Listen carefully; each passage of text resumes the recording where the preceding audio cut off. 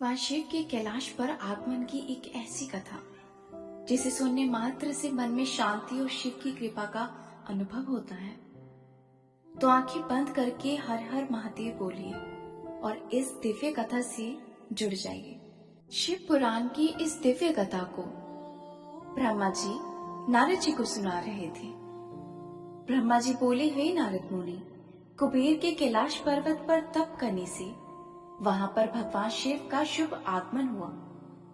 कुबेर को वर देने वाले भगवान शिव जब निधिपति होने का वर देकर अंतर्ध्यान हो गए, तब उनके मन में एक विचार आया, मैं अपने रुद्र रूप में, जिसका जन्म ब्रह्मा जी के ललाट से हुआ है, जो संहारक है, कैलाश पर्वत पर निवास करूंगा। भगवान शिव की इच्छा से कैलाश जाने के इच्छुक रुद्रदेव ने बड़े जोरों जोरों से अपना डमरू बजाना शुरू कर दिया। वह ध्वनि उत्साह बढ़ाने वाली थी। डमरू की ध्वनि तीनों लोकों में गूंज रही थी। उस ध्वनि से सुनने वालों को अपने पास आने का आग्रह था।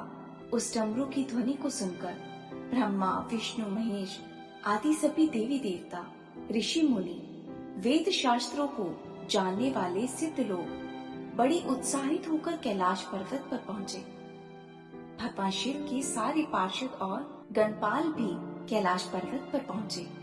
साथ ही असंख्य गण सहित अपनी लाखों करोड़ों भवानी भूतों प्रेतों की सेना के साथ स्वयं शिव जी भी वहां पहुंचे। सभी गणपाल सहस्त्रों भुजाओं से युक्त थे। उनके मस्तक पर जटाएं थी। सभी चंद्रचूड़, नीलकंठ और त्रिलोचन थे। हार, कुंडल, क्यूर तथा मुकुट से वे अलंकित थे। भगवान शिव ने विश्वकर्मा को कैलाश पर्वत पर निवास करने की आज्ञा दी। वे अपने भक्तों के साथ रहने के लिए योग्य आवास तैयार करने का आदेश दिया। विश्वकर्मा ने आज्ञा पाते ही अनेकों प्रकार के सुंदर निवास स्थान बना दिए। उत्तम मुहूर्त में उन्होंने वहां प्रवेश किया। इस मधुर बेला पर सभी देवी देवता, ऋषि मुनि, ब्रह्मा और विष्णु जी ने भगवान शिव व उमावती का अभिषेक किया। विभिन्न प्रकार से उनकी पूजा अर्चना और स्तुति की, प्रभु की आरती की। उस समय कैलाश में फूलों की वर्षा हुई। इस समय चारों ओर भगवान शिव तथा देवी उमावती की जय जयकार हो रही थी। सभी की स्तुति से प्रसन्न होकर भगवान शिव ने उन्हें उनकी इच्छा के अनुसार वर दिया।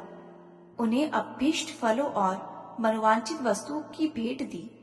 तत्पश्चात भगवान शंकर की आज्ञा लेकर सभी देवी देवता अपने निवास को चले गए। कुबेर भी भगवान शिव की आज्ञा पाकर अपने स्थान अलकापुरी को चले गए।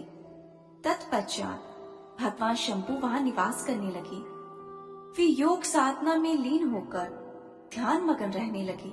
कुछ समय तक वहां अकेले निवास करने के बाद उन्होंने दक्ष कन्या देवी सती को अपनी पत्नी के रूप में प्राप्त किया। देव ऋषि अब रुद्र भगवान देवी के साथ वहां सुखपूर्वक विहार करने लगे। हे नारद, इस प्रकार मैंने तुम्हें भगवान शिव के रुद्र अवतार का वर्णन और उनके कैलाश पर आगमन की उत्तम कथा सुनाई है। तुम्हें भगवान शिव व कुबेर की मित्रता और भगवान शिव की विभिन्न लीलाओं के विषय में बताया है। उनकी भक्ति तीनों लोकों का सुख प्रदान करने वाली तथा मनोवांछित फलों को देने वाली है। इस लोक में ही नहीं, पर लोक में भी सद्गति प्राप्त होती है। इस कथा को जो भी मनुष्य एकाग्र होकर सुनता या पढ़ता है, वह इस लोक में सुख और भोगों को पाकर मोक्ष को प्राप्त होता है। नारद जी ने ब्रह्मा जी का धन्यवाद किया, उनकी स्तुति की। वे बोले कि हे प्रभु, आपने मुझ पर इस अमृतमय कथा को सुनाकर महान कृपा की है। आप महाज्ञानी हैं। आप सभी की इच्छाओं को पूर्ण करते हैं। मैं आपका आभारी हूँ। शिव चरित्र जैसे श्रेष्ठ ज्ञान आपने मुझे दिया है। हे प्रभु, मैं आपको बारंबार नमन करता हूँ। इस प्रकार भगवान शिव का कैलाश पर्वत पर आगमन हुआ। उनकी महिमा तीनों लोकों में फैल गई। कहा गया है कि जो मनुष्य पवित्र कथा को श्रद्धा से सुनता या पढ़ता है, उसे सुख, शांति और अंत में मोक्ष की प्राप्ति होती है। अगर आपके मन में भी महादेव के लिए सच्चा प्रेम है, तो कमेंट बॉक्स में हर हर महादेव जरूर लिखें। मिलते हैं अगले अध्याय की शिव महिमा की एक और अमृतमय कथा के साथ। तब तक के लिए हर हर महादेव, जय जय शिव शंभू।